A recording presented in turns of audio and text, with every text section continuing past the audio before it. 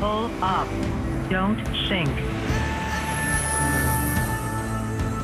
Young British pilots are earning their wings in the skies above Indonesia. Caution, terrain. It's one of the most dangerous places to fly in the world. I don't really want to get into the same situation as he did. It's high risk out here, basically. With almost no aviation jobs in the UK, Brits with little flying experience are choosing to travel halfway across the planet to get their first pilot job. When you see something real like today, you do kind of want to put it out of your mind. The winds can really kick you up the ass. You feel like you don't have control. But putting their lives on the line could pay off big time and help them get their dream job with a commercial airline. Yeah, if anyone from BA Recruitment is watching, I'm really keen to go back and fly in the UK. That cheeky little air stewardess. I've wanted this since 5 years old, to be a jumbo jet captain. This series follows young pilots as they learn the ropes thousands of miles from home, flying to some of the most dangerous and remote places on the planet. Oh, it's a nice axe you have there, my friend. They're saying that the young people here haven't eaten humans before, but the older people here have definitely. And living a life they would never have back in the UK. I think if I was in England, I would probably end up with a complete munton. He has a driver, he has a maid, he has a cook. In tonight's episode, we learn how every decision can make the difference between life and death. What the hell is that idiot doing? But is it a price worth paying to fulfill a lifelong dream? Stall. Stall. Stall.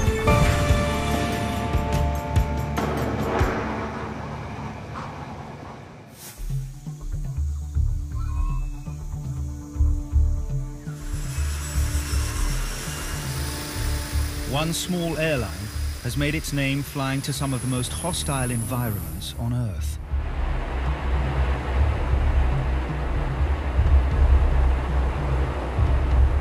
Hiring pilots with little flying experience who struggle to get a job anywhere else. As a low-ad pilot, it is always going to be difficult to get a job. I mean, that first job in aviation is absolutely vital.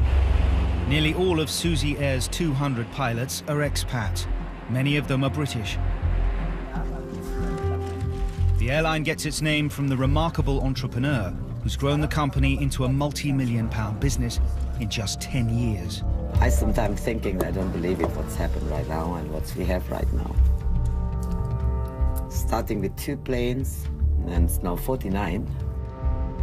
With bases all across Indonesia, a sprawling country made up of over 17,000 islands. Susi Air provides a vital lifeline to some of the most remote communities on the planet. It's like stepping back 1,000 years because there's all these different mountain tribes living in the middle of nowhere, relying on just the aircraft coming in every day. Flying to places where other airlines simply don't go. The weather and terrain out here, it's some of the most challenging in the world. We're flying over a dense jungle, and there's not many emergency options. Usually the people that come out here and fly, they're not normal people, if you know what I mean. We're all adrenaline junkies. There's always something wrong with us. For the pilots, the stakes are high. Indonesia has one of the world's worst air safety records. Susi Air itself has had 3 fatal crashes in the last 3 years. Been not easy. I mean, I have to do funeral speech for 2 times within 3 months. It cannot be easy job. Every day we still have a job to do, but deep down you're thinking about it. You're thinking about every single day it could happen to you. 2 of the 3 crashes happened in the remote region of Papua. Here, the airstrips are some of the shortest in the world. The weather is at its most extreme, and the mountains tower above dense jungle. I think it really brought it home when the accidents occurred, you know, how dangerous it is, and basically the end result is that can actually be fatal.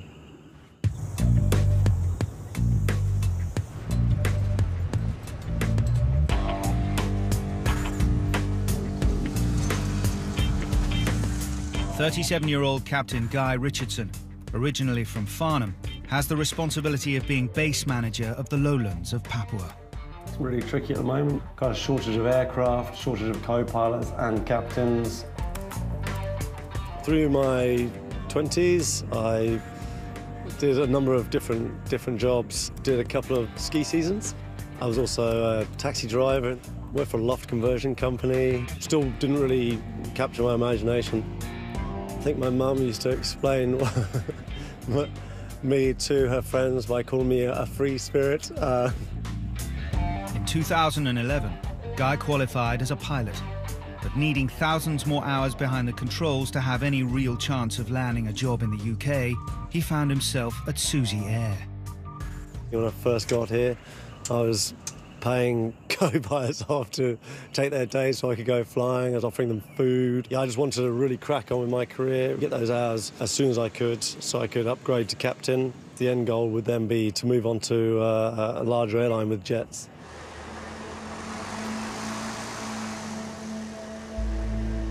Despite only qualifying as a pilot 3 years ago, Guy's responsible for ensuring that any new pilots are able to deal with the dangers of flying here. It's on its day. When all the challenges come together, Papua can just really just be overwhelming. Today, Guy's mentoring 25-year-old Croatian Stjepan. It's only his second day behind the controls in the dangerous skies of Papua. Well, you know how to say, takeoffs are optional, landings are mandatory. Co-pilot Stjepan's been flying with Susi Air for less than a year. We're keeping a close eye on him, that he's happy, and yeah, it'll be his first time into all these new strips. It's gonna be a long day, just one of those days in Susi Air.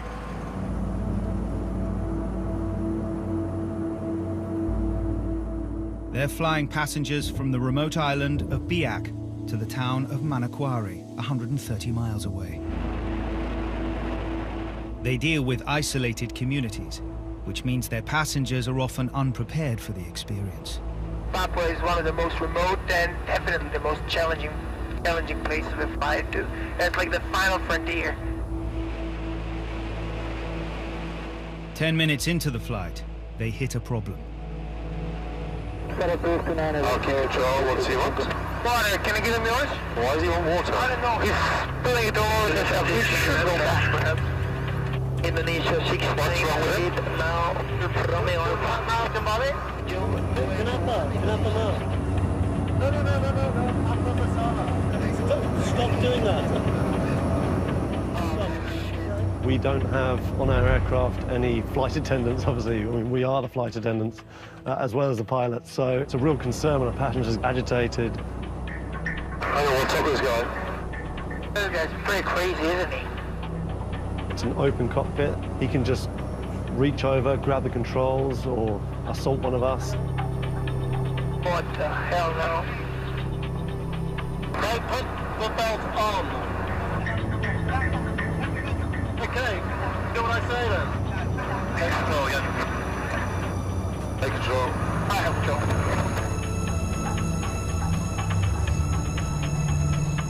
Mate, put your belt on now.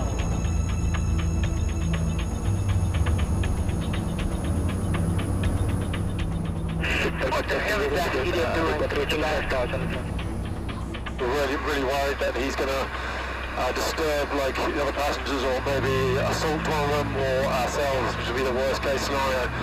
So we've got to return back to Biak now. And flaps 20. Yeah. And I flaps 1.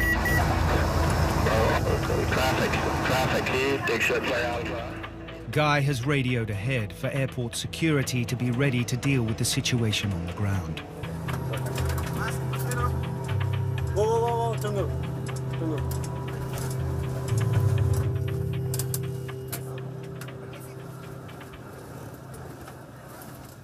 was taking water off us, he's moving around, seats, disturbing the passengers. The passengers were really scared.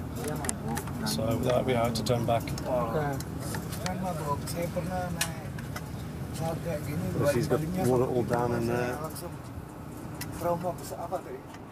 Bawa trauma gitu ya. Iya, jadi ngapa itu saya aja bagasinya tolong aja. Saya nggak jadi lagi. It's been a rude awakening to the realities of flying in Papua for co-pilot Stjepan. He seemed completely out of his mind. He wasn't able to comprehend orders, he didn't understand, and he was acting strangely, annoying other passengers. In the end, the guy calmed down, but you never know with these guys. It's not comfortable to sit around someone like that when you're 10,000 feet up. It was a difficult situation for Stjepan to be in, especially on his first day flying in the lowlands. But there's no time to relax, as Guy and Stjepan have 2 more flights to complete today. And in Papua, you're only ever one mistake away from disaster.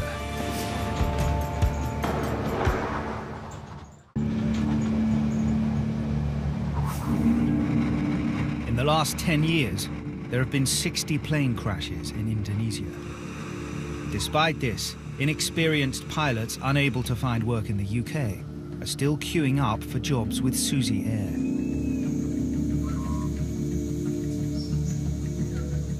One of the newest recruits is 26-year-old Nick Holmes.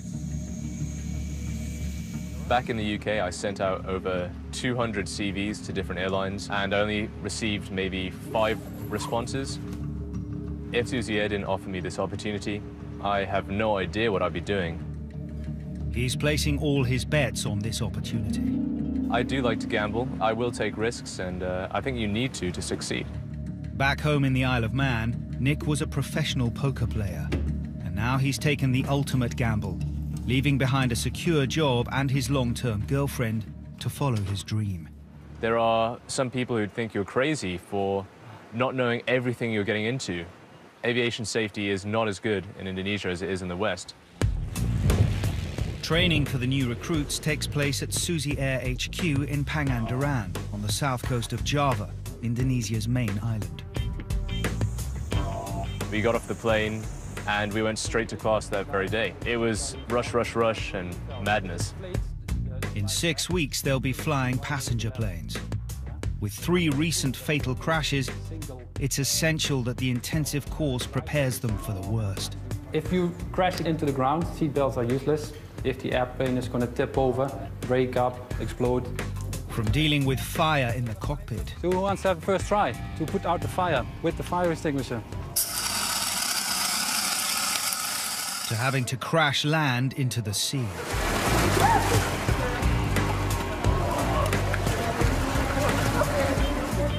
Studying very hard in the first week. We give them all the information the first week. We put the pressure on. We fill the test, or you lost your job. One of you will be unconscious and your partner will drag you a few miles to the shore.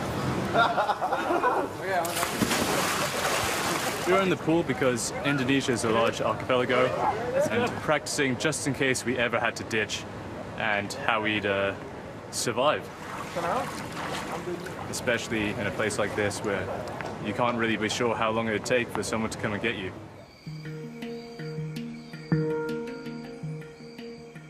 With their first exam just days away, proving they can handle the pressure is an essential part of the process. The pass requirements are very high for the exams, and we have one coming up on Saturday, and there's a huge pressure to pass. One of those battery burst circuit breakers pop. It's any circuit breaker. I think it's Is it any of them? Yeah. I'm fine for now, but I don't know what I'm going to be like by Saturday. If Nick passes the course, he'll graduate to become a co-pilot.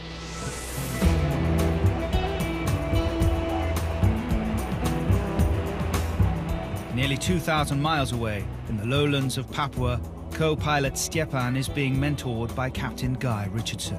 Guys, when they come out here, have definitely got to be a bit more mentally prepared. They're going to have to think about terrain, wind, all the weather before they go out flying every morning. Guy and Stepan's home base is a dry town, so they take every opportunity they can to pick up supplies.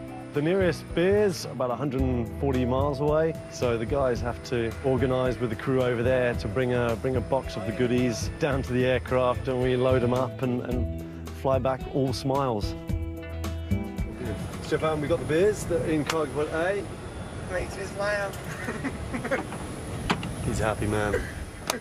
As captain, it's Guy's responsibility to make the vital decisions on all aspects of safety.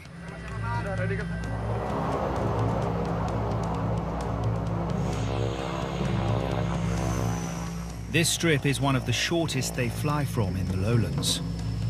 If they don't get enough speed up, they will end up in the trees at the end of the runway. You have committed points, you have an abort point as well. There's absolutely no room for any confusion, otherwise things could go badly wrong. Sorry, radio, Victor Tango, there is a dog on the runway, please remove it. Victor Tango, runway clear for takeoff. Negative, runway clear, sir. There is a dog on the runway. Please get security to remove. Victor Tango, runway clear. As soon as we get the guy on the radio to understand what we're trying to say, so we're going to start a takeoff roll, just be ready to reject if a dog runs out. And we just watch there's people up at the end of the runway as well, so just keep an eye on them as well, okay? Is good. And checked. Let's be live.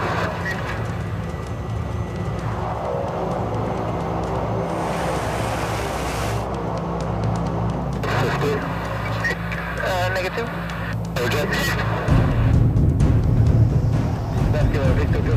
Guy suddenly makes the call to abort the takeoff.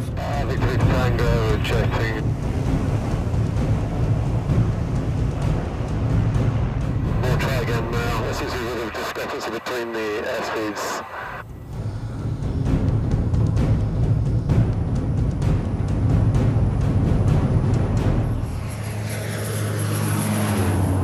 It's a safe takeoff second time around.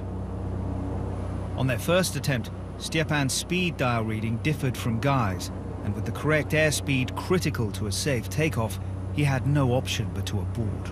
Stepan called negative at a really critical stage. I mean, we were like another 2 seconds from rotation, so if you don't reject them, or are possibly ending up in the bushes at the end of the runway. Guy's been impressed with Stepan so far. The rejected takeoff went well. Didn't seem to faze him, which is really what you're looking for in a pilot out here. With 2 tricky flights already under their belt, Guy and Stepan still have the rest of the day to navigate before they can crack open the beers. 300 miles from the developed and built-up Papuan lowlands, Susi Air's base in Timika serves the remote tribal areas of the mountain highlands. There is only one pilot based in Timika, 25-year-old British captain Sam Quinn. I get up at 4:30 in the morning to get ready for 5. We do this, then we just beat the weather, basically. The weather gets bad around 11 o'clock, 12 o'clock. Sam went to school in Oxford and originally had a very different career in mind. I realized that school wasn't really for me, so I left at 16 and thought I wanted to be the next Gordon Ramsay and just work in the kitchen. So I worked in the kitchen for about 3 years. It was pretty difficult, working 18 hours for 2 weeks straight and just basically giving up my life. Sick of the drudgery, he swapped the kitchen for the cockpit, and now his eyes are on the ultimate goal of a job on a commercial airline. But getting on the first rung of the ladder proved no less testing. I didn't have a job for about 8 months, so I got my first job over here in Asia, and I was just happy to fly.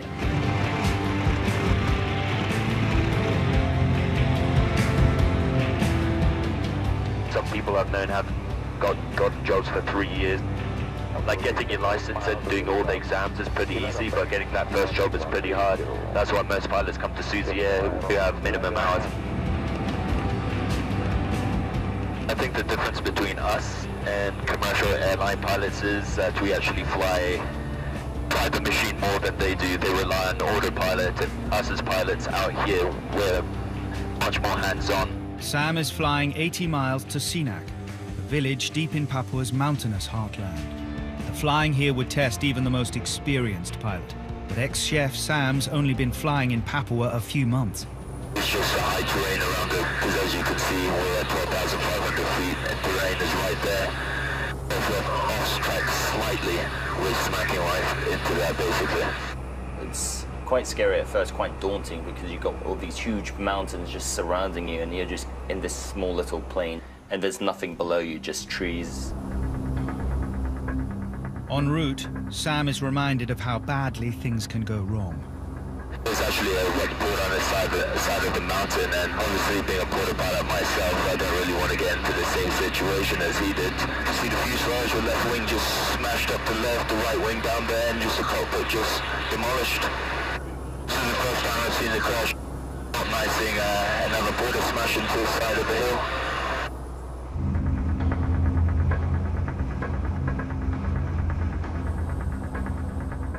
The incredibly basic road network in the mountains means these supply flights are highly valued by the Dani people, one of around 300 tribal peoples in Papua. They are all deeply attached to their traditional lands and have been fighting for independence from Indonesia since the 1960s, when it took control of the area. Look at that with a machine gun here. So armed government guards keep watch at the airstrips.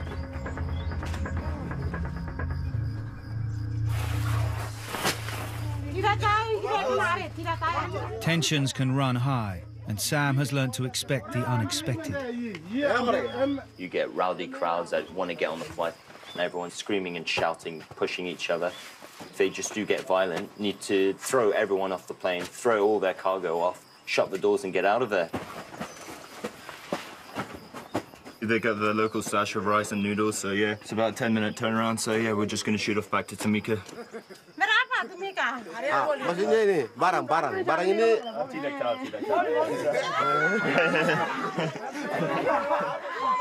Got your parents always just asking, oh, when you're going to come home, when you're going to move back to civilization. But the move will have to wait. This is only the first flight in a long day for Sam.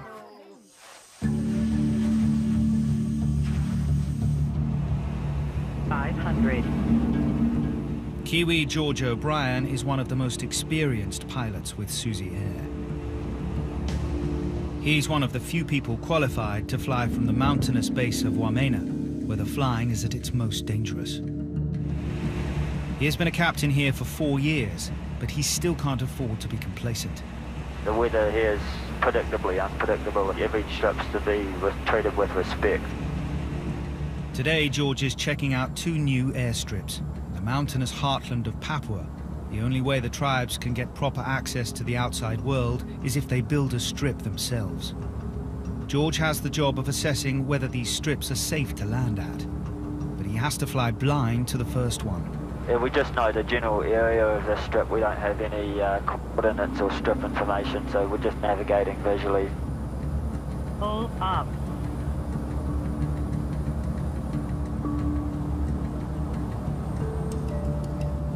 George will be the first person to land here. So he has to decide from the air if he feels confident he can land safely. Yeah, they've got a little bit of a drainage issue, so we're just going to land. Use the bottom section and slow down, and then it'll be a high-power taxi. Only if George can complete a successful landing will the airstrip be declared open.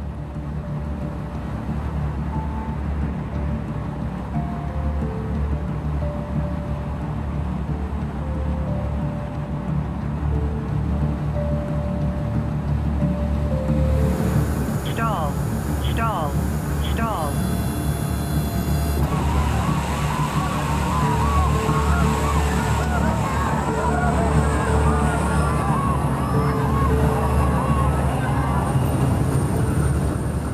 The locals see these planes like mystical beasts.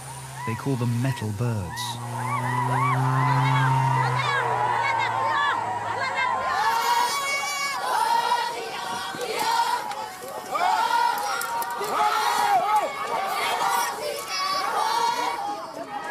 Berapa tahun lama? Ini? Ya. Lebih 14 tahun. 14 tahun. Ya. So, yeah, they've been making this strip for 14 years, so it's a pretty big deal to see a plane land on it. Now George has landed successfully, the airstrip will be added to the Susi air routes. They've got nothing, you know, and now they've, you know, potentially food, building supplies, a link to the, you know, the outside world. Awesome experience.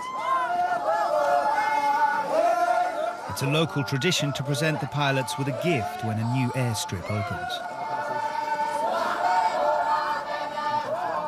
They don't have much food, you know, this is a huge deal, you know, to get given something like this. I feel bad accepting these in some ways, but a bit of an insult not to, you know, to take them, so yeah, just be grateful.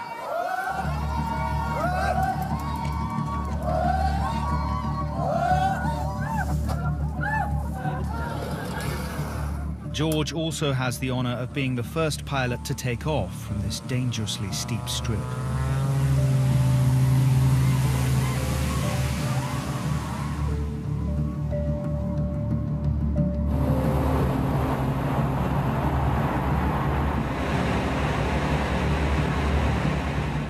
Next, George needs to check out the second new strip. The Lugwat tribe who are building this one are said to have a dark past. So this is the site where they were killed. I'm not sure exactly whereabouts it happened. In 1968, 2 missionaries were travelling through the jungle when they were surrounded by local hunters. The hunting party came across these guys and were curious as to what they were. I think they might have felt threatened, so they killed them and ate them. Everyone that I've spoken to that's been out here for any length of time thinks that cannibalism still exists in some of the more remote areas.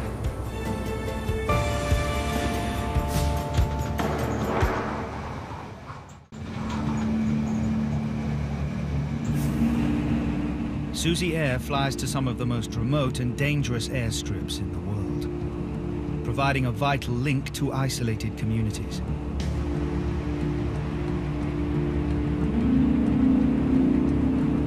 George O'Brien, one of Susi Air's most experienced pilots, is checking out whether a new airstrip is fit for use. The Lugwat people who built it are said to have cannibalized 2 missionaries in the late 1960s.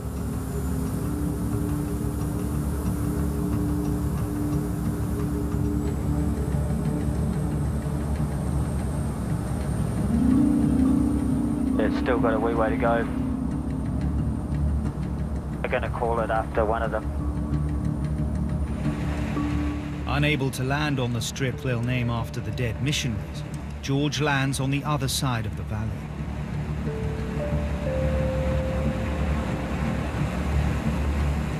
Although a day's walk away, the people who live here are part of the same tribe that killed the 2 men. The evidence suggests cannibalism died out in the 1960s when these areas became more connected to the outside world. But stories still persist. Now he's here, George is keen to find out about the rumors of cannibalism. Kamu ada orang Papua makan? Waktu dulu bisa makan juga, tapi sekarang tidak. Kamu makan orang Papua? 30 tahun lama? Bukan, lebih 60-an tahun sana. 60-an tahun. 64 tahun. Sekarang seperti begini tidak makan. Tapi nenek moyang kita dengan orang tua kita makan. Anak-anak kecil, kami waktu kecil masuk. So they're saying that the young people here haven't eaten humans before, but the older people here have definitely. One of the hunting party who is said to have killed and eaten the missionaries was here when the strip was opened. And they asked them if white man tasted any different to you know, their own, which they used to eat regularly, and the story goes that he thought they were delicious. So, yeah, we might not hang around here too long.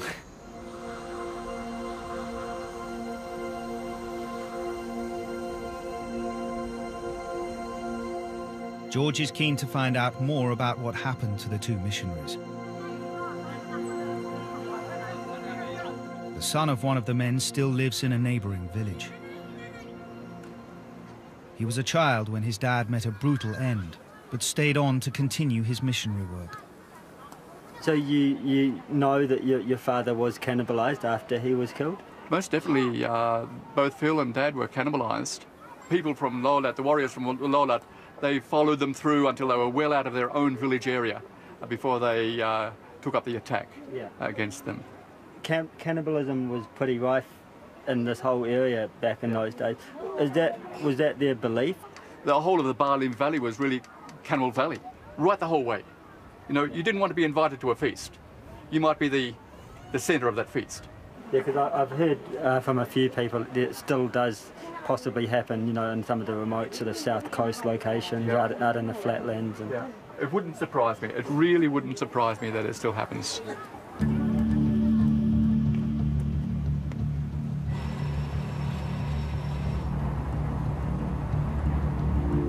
Been pretty sobering meeting Wesley.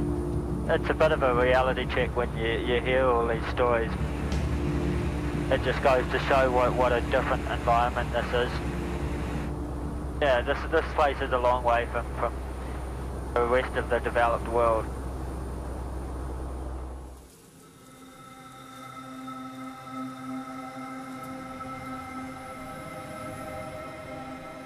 "25-year-old Sam Quinn is preparing to fly the 60 miles from Tamika to Nabia, one of the most challenging landing strips in the whole of Papua. Nabia is set into a deep valley. The tall mountains can cause strong winds to build, and there is often turbulence and downdrafts on the final approach to the strip. Just 400 meters long, it's one of the shortest strips in the world.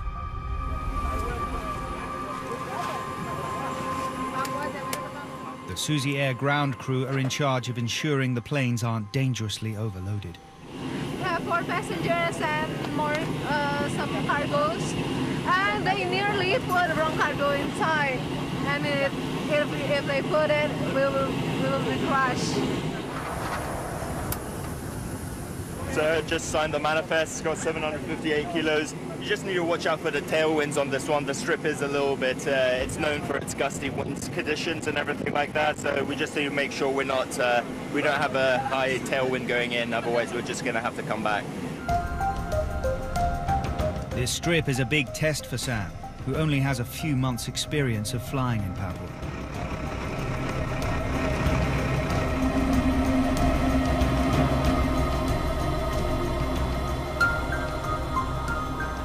We're just approaching overhead the strip. I'm just going to slow down to 90 knots, just to have a good look at it. Sam has to make a pass to check for any dangers on the runway. In 2011, Susi Air had a fatal crash because a man walked out in front of a plane as it was landing. At the side of the strip just looks like there's a few puddles, but should be no ice.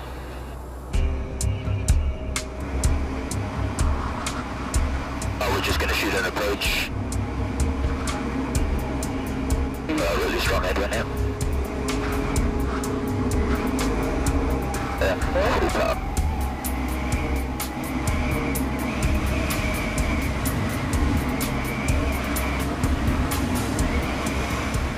Buffeted by downdrafts, pushing the plane downwards towards the ground, Sam has to make critical decisions. Too little power and he'll hit the mountain too early. Too much and he won't be able to slow down in time.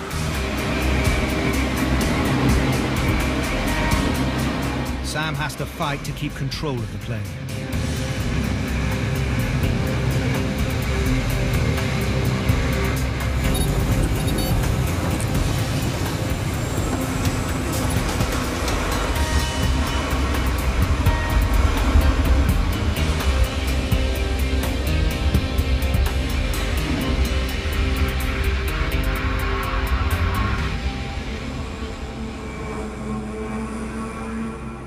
It was a close call, but Sam safely delivered the passengers and the villagers' supplies. Got the old heart pumping.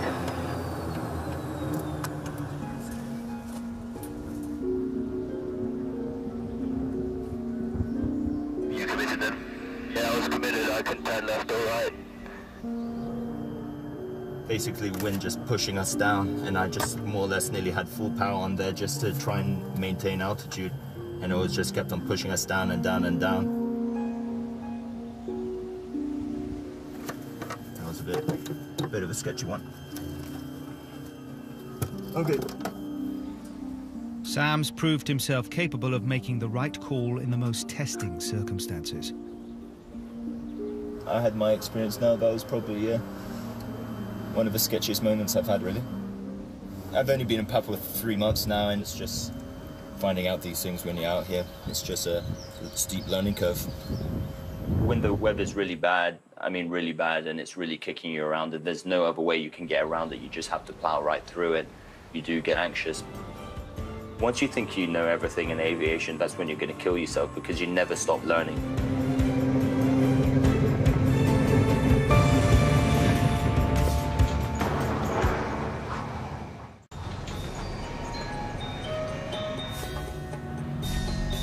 Susi Air Flight School in Pangandaran, the new recruits are still 5 weeks from flying the planes.